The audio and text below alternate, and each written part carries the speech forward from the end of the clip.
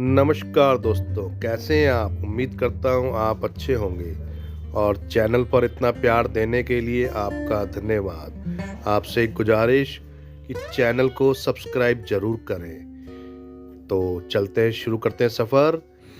आज की कहानी अकबर और जोरू का गुलाम। एक बार की बात है, राजा अकबर व बीरबल दरबार में बैठे कुछ अहम मामलों पर चर्चा कर रहे थे।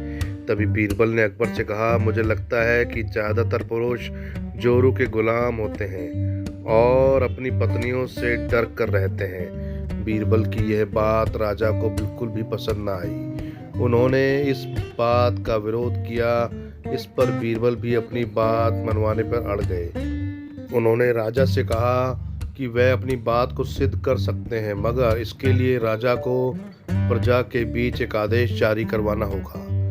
यह आदेश यह था कि जिस पुरुष को अपनी पत्नी से डरने की बात सामने आएगी, उसे दरबार में एक मुर्गी जमा करानी होगी।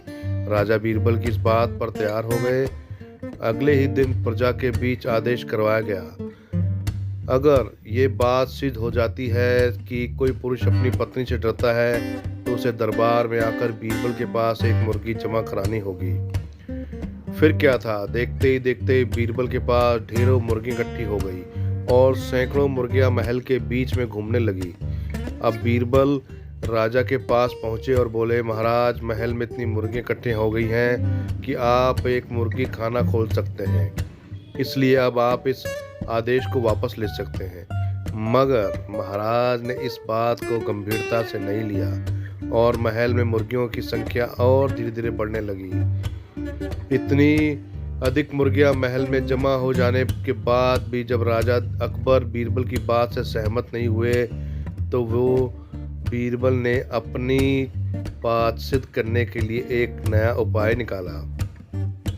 एक दिन बीरबल राजा के पास गए और बोले, महाराज, मैंने सुना है कि पड़ोस के राज्य में एक बहुत ही खूबसूरत राजकुमारी रहती है। अगर आप चाहें तो क्या मैं आपका रिश्ता वहां पक्का कराऊं?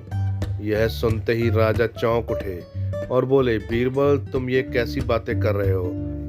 महल में पहले से ही 2 महारानियां मौजूद हैं। अगर उन्हें ये बात की भनक भी लगी तो मेरी खैर नहीं। यह सुनकर बीरबल ने तपाक से जवाब दिया, चलिए महाराज, फिर तो आप भी मेरे पास 2 मुर्गियां जमा करा दीजिए। राजा बीरबल का ऐसा जवाब सुनकर शर्मा गए और उन्होंने अपना आदेश उसी वक्त वापस ले लिया।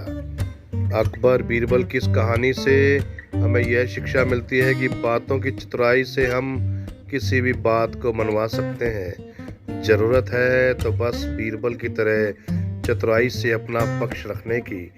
धन्यवाद दोस्तों, कहानी में यहाँ तक बने रहने के लिए।